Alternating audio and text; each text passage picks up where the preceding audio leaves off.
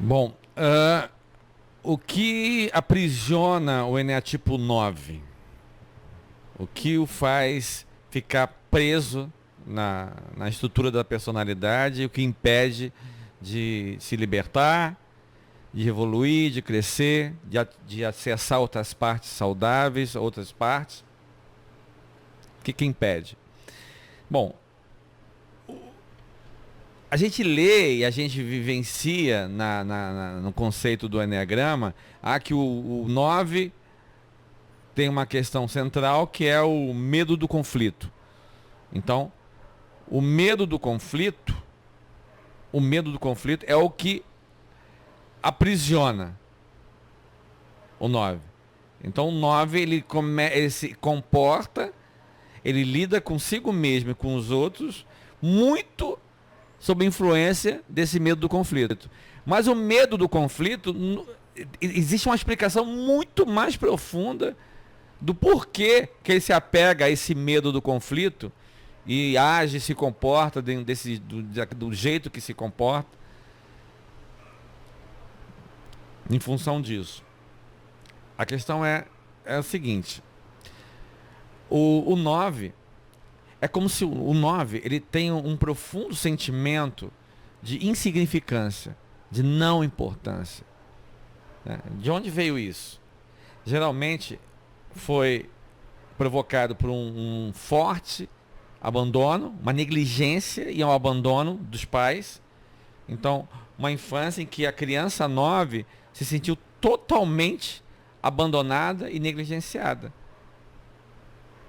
E esse abandono e essa negligência fez criar nessa criança um sentimento de que, olha, eu sou insignificante. Se eu morrer aqui, ninguém vai se importar. Se eu sair e for embora, ninguém vai me procurar. Não sou importante.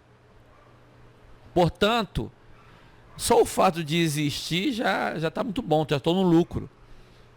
Então, se eu não tenho importância, se eu sou insignificante e só o fato de eu existir já está muito bom, eu não tenho direito de provocar sofrimento em ninguém. Eu não tenho direito de ser um fardo na vida de ninguém. Eu não tenho direito de contrariar ninguém. Eu não posso fazer isso. Eu não sou ninguém, não sou nada. Quem sou eu para contrariar você? Quem sou eu para dizer não para você? Quem sou eu para me posicionar e nesse posicionamento meio que confrontar você? Não posso, eu não tenho esse direito. Eu não sou nada. Eu não sou nada. E aí tem duas vertentes. O 9, quando ele é obrigado a se posicionar, a dizer o que quer, a dizer o que acha de verdade, a buscar satisfazer a sua vontade, que é muito difícil. Quando ele faz isso, ele sabe que pode provocar algum tipo de problema na vida das pessoas ao fazer isso. Ele criou essa ideia de que, bom, se eu disser o que eu quero, as pessoas podem não gostar. E eu não tenho direito a isso. Eu não posso fazer assim.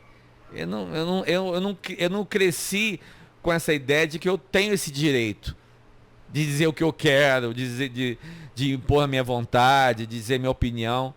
Então o 9 ele pode sentir uma culpa muito grande por estar sendo um estorvo, um problema na vida das pessoas. Se eu disser para você que eu quero almoçar na churrascaria e não no japonês, eu posso te contrariar. Então, isso vai me deixar uma culpa muito grande. Você vai comigo na churrascaria, mas eu acho que você gostaria de ir para o japonês. Aí eu não vou comer direito, eu não vou ficar muito chateado, porque eu não tenho esse direito. Eu não posso fazer isso por você, eu não posso te contrariar. Eu não posso ser um fardo na tua vida. Você queria almoçar no japonês. Eu não gosto de comida japonesa, mas eu vou, eu vou. Não tem problema não. Eu vou. Eu não quero ser um estorvo na tua vida. Eu não quero ser um problema para você. Eu não quero que você se aborreça por minha causa. A culpa. Então a culpa, ele carrega essa culpa, pode carregar essa culpa, ou então, ou pode carregar, tem um medo muito grande de, ao se posicionar, ao dizer o que acha, ao buscar aquilo que quer, enfim, ele pode, se ele fizer isso, ele pode causar um transtorno, causar um conflito e ser punido. Tem um medo da punição também. Então o 9, também na infância, ele foi um filho ou uma filha cujo pai, cuja mãe, ou os dois, foram extremamente autoritários com ele. Quebrou nessa criança aquele ímpeto natural de se posicionar, de ter as vontades de buscar. É tipo assim, o pai ou a mãe falavam assim, ó, cala a boca que você não tem direito a falar nada. Quem vai resolver isso aqui sou eu. Quem vai decidir sou eu. O almoço vai ser esse almoço. A comida vai ser essa. Você não tem direito a comer nada, a escolher nada. Então, a criança, e quando a criança tentava se posicionar, se rebelar, ela era punida, severamente punida, ou muito criticada. Então, os pais, essa dinâmica foi quebrando esse ímpeto, essa autoestima, essa confiança na criança. A criança ficou subjugada, com medo de que se eu reagir, se eu disser o que eu acho, se eu pedir aquilo que eu quero, se eu falar o que eu penso, eu vou ser punido. Eu vou ser muito punido. Então eu não quero isso para mim. Então tem a culpa e tem o medo. A culpa e o medo são um alicerce que justifica superficialmente o medo do conflito. O 9 tem medo do conflito. Na verdade, é muito mais profundo do que isso. Então, esse sentimento de insignificância, essa culpa que ele carrega de que, olha, não sou nada, quem sou eu para dizer o que eu acho? Quem sou eu para te contrariar você? Eu não posso ser um fardo na tua vida. Cara, você quer fazer o que você quer? Faz. Eu acompanho você. Eu não tenho esse direito. Sou insignificante. Ou o medo. O medo de que se eu me posicionar, se eu disser a verdade, se eu falar aquilo que eu acho realmente, se eu vou buscar aquilo que eu quero, eu posso ser punido. O condicionamento, né, de punição. Esse meu ímpeto foi quebrado. Lá atrás, na relação familiar. Então, aí tá, eu estou expondo para vocês as feridas fundamentais, básicas, de que levaram a pessoa a ter essa identificação e esse padrão, essa resposta a essas feridas no modo 9 do Eneagrama. Então, essa questão da negligência, do abandono total. A criança 9 foi aquela criança que andava suja, andava rasgada e não tinha um pai ou uma mãe para corrigir ela. Falei assim, não, que isso, você não pode andar sujo, rasgado. Você tem que se cuidar. Já escovou os dentes? Já tomou seu banho? Coloca uma roupa bonita que você tem que ficar muito bonita. Não. Ele andava sujo, rasgado, ninguém falava nada. Então é assim, né? Então, a criança 9 aprendeu desde cedo a se, como ela foi negligenciada, a se negligenciar, a se esquecer de si mesma. Não tem importância, ninguém se importa comigo, então eu não vou ligar, eu vou andar sujo e rasgado. Eu tive um paciente 9 que fazia exatamente isso. Ele chegava do trabalho, suado, sujo da rua, e ao invés de tomar um banho, né, fazer assim, não, ele deitava na cama, ele já entrava naquele modo protetor desligado dele, né? Eu já me dei tanto ao longo do dia, eu já engoli tanto sapo ao longo do dia, agora eu quero minha recompensa. O 9 tem muito isso também. Então, porque o 9 tem que viver, a gente tem que viver, né? Então, para viver, a gente tem que se posicionar muitas vezes, criar conflitos ou lidar com conflitos. O 9, ele, aos trancos e barrancos, tenta fazer isso. E quando volta para casa, a única coisa que ele quer é entrar naquela zona de conforto dele, ter a recompensa para buscar aquela pseudo-paz dele, né? Então, esse menino, ele chegava em casa, sujo, deitava na cama, sujo, e ficava no videogame de 7 da noite até de madrugada, até meia-noite. E muitas vezes ele não tomava banho, dormia, acordava no dia seguinte para trabalhar de novo. Ele não escovava os dentes. Ele só fazia isso, a higiene dele, e se preocupava com a aparência, quando ele começou. Ele só começou a fazer isso quando ele começou a namorar. Mas por causa da namorada, não por causa dele. Então, quando você vê um 9 fazendo alguma coisa em benefício dele, entre aspas, não é benefício dele. Ele está fazendo aquilo porque tem alguma influência de alguém. Alguém o mandou fazer, alguém quer que ele faça daquele jeito. Não é porque ele fez por ele. Não é muito comum o 9, ele não faz as coisas para si. Ele faz porque alguém mandou, a subjugação, né? Ou então porque, pô, tem que agradar alguém. Então, né? Então tá bom.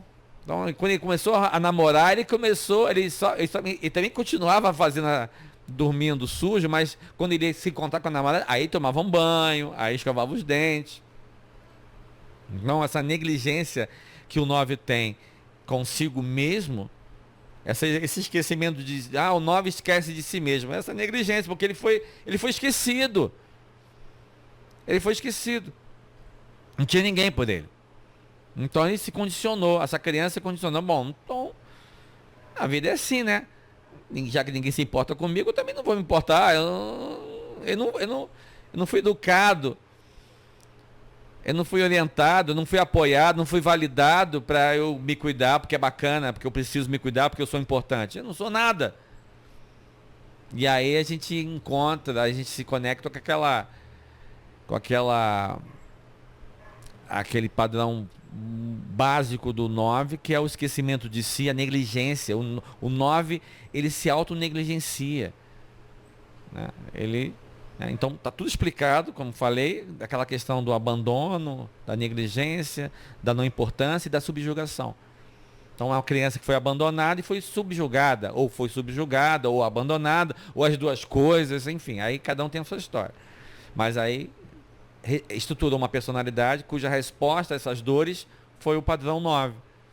Né? Então, quando eu falo que o 9 está aprisionado nesse medo do conflito, na verdade, ele tem um medo do conflito porque ou ele pode se sentir culpado por estar provocando alguma coisa, ele não tem esse direito, ele não é importante, ele é insignificante, ele não tem direito de contrariar ninguém.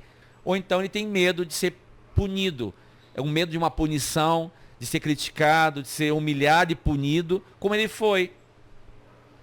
É basicamente isso. Então ele se aprisiona nisso, aí fica aquela pessoa extremamente pacífica, passiva, a tendência é de acomodação total, então assim, se acomoda com tudo, né? Então se acomoda no relacionamento, se acomoda no emprego, se acomoda na carreira, se acomoda em tudo, ele não dá um passo a mais, assim, tá ruim, mas tá bom. É a filosofia de um 9 disfuncional. Tá ruim, mas tá bom. Tudo bem, pô. Cara, eu não era nem pra estar aqui. Graças a Deus que eu pelo menos tô com isso, né? Então, essa situação é muito complicada, né? Então, tem que trabalhar muito nessas questões do abandono, da rejeição, do esquecimento, da negligência que ele sofreu, se conectar com essas dores, mostrar que ele teve como resposta esses comportamentos. Então é muito custoso para o 9. O 9 tem uma dificuldade enorme, então o que explica, né, a dificuldade que ele tem de se colocar na frente. O 9, eu tive um outro paciente 9 que ele foi o filho caçula de uma série de irmãos, né? Ele foi o quinto ou sexto irmão, o caçulinha, temporão. Então, ele não tinha direito a nada, ele não tinha voz ativa para nada, decidiam tudo por ele, as roupas que ele tinha eram roupa dos irmãos, ele nunca teve uma roupa para ele, comprada para ele. Aí ele começou a insignificância, assim, ele era o esquecido. Sabe aquele filme Esquecendo de Mim? Ele é bem isso, Esquecendo de Mim. E ninguém dava importância para ele. Ele não foi tratado com carinho, olha, nosso caçulinha. Não, ele foi esquecido, escorraçado. Ele não tinha direito a nada. Os sapatos, tênis, roupa. Nunca ganhou uma roupa nova, sempre a dos irmãos que sobravam. estruturou um padrão 9. Não sou importante, sou insignificante. Então, vou viver, vou esquecer de mim, vou continuar esquecendo de mim. Já que esqueceram de mim lá atrás, eu vou continuar esquecendo de mim. E vou continuar esquecendo de mim. Então, tem que se libertar disso, se despertar para isso tudo. A terapia vai mostrar isso para ele. Vamos trabalhar nessas dores, nessa negligência emocional que ele sofreu, nesse abandono que ele sofreu, nessa opressão, talvez provável, na subjugação que ele sofreu, e se libertar disso, né? E aí sim, ele vai começar a dar um passo à frente, não vai ter vergonha nem medo, nem vai sentir culpa de dizer a opinião dele, né? Se tiver com sede, vai lá e pega a água, porque a negligência muito forte faz com que o 9 ele sinta sede, sinta fome. Aí você, depois eu pego água, depois eu como. E esquece. E aí esquece de beber água, esquece de... Entende? Olha, é muito forte isso. É muito forte. Tá? Tudo que impõe ao 9 uma necessidade dele buscar algo para si, ele dá uma desconectada. Depois eu vejo, aí aquela preguiça, depois eu tomo banho, depois eu como, depois eu faço, a entrevista vai ser amanhã, não vou fazer a entrevista amanhã não. Cara, quando tiver uma outra oportunidade eu faço, não estou muito bem, amanhã eu tenho que fazer outras coisas, amanhã tenho que trabalhar, não vai dar para fazer não. Então tudo que é para ele adia, ele acha custoso, acha pesado, dificultoso. Tá? Então, para se libertar disso, tem que trabalhar nessas questões fundamentais que eu coloquei para vocês. E aí sim, ele começar a se libertar dessa subjugação, dessa insignificância, começar a se acostumar a se posicionar, a buscar o que quer, a sair dessa maldita zona de conforto, esse protetor desligado, esse modo em que ele é uma câmera hiperbárica ali, que ele se desliga e fica ali dentro. Não acontece nada, estou em paz. Só para terminar, eu tive um outro paciente 9 que ele fazia o seguinte, assim, quando as coisas estavam muito difíceis em casa, né? O que ele fazia? Ele fugia. Também tem o seguinte, tem outra condição do medo do conflito. O 9, a criança 9, também, não necessariamente isso, mas pode ter acontecido, e eu tive uma 9 que teve essa condição de infância, em que havia muito conflito em casa, pai com mãe brigavam muito, e a criança 9, muito sensível, ela não aguentava ver isso. Então, ela tapava os ouvidinhos assim, e saía correndo e ia para casa da vizinha brincar. Toda vez que o pai e a mãe brigavam, ela corria, ia para casa da vizinha brincar e se distrair, e pronto.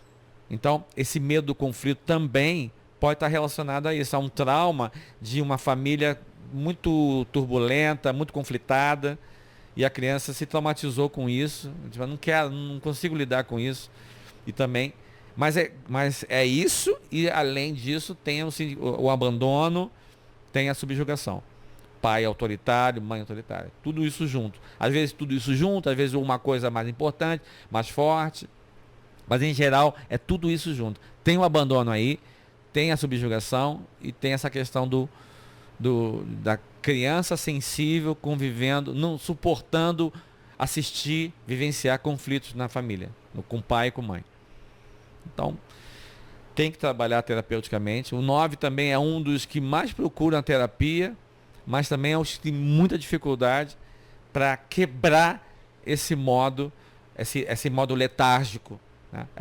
Porque tem que se trabalhar na insignificância, tem que sentir que ele é importante, que essa insignificância foi uma ferida do passado, que agora ele pode reverter isso, ele pode se perceber na importância dele, e aí sim começar a se acostumar a buscar as coisas para si, a se priorizar, a falar a verdade, a se posicionar, dizer a opinião, ter medo.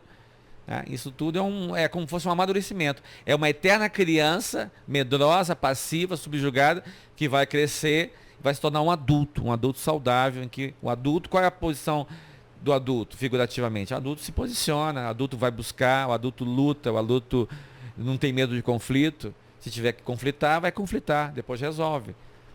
Então, esse é o adulto, porque o 9, assim como os outros também, quando presos no perfil da personalidade, no padrão, quando aprisionados, né? Eles basicamente reagem como uma criança, infantilizados. É aquela criança ferida, abandonada, subjugada, relegada, negligenciada, que não cresceu. Fica aquela eterna criança ali. Aí fica um cara de 30 anos, 20 e poucos anos, que não toma banho, anda com a roupa rasgada, como fazia na infância. Então a gente cresce essa criança, amadurece, ela vai crescendo dentro da gente. Então vai estruturar o modo adulto saudável, em que o adulto tem uma postura adulta, a postura equilibrada, sensata, vai fazer o que tem que ser feito, vai enfrentar a vida e não se esconder dela. É isso aí, gente.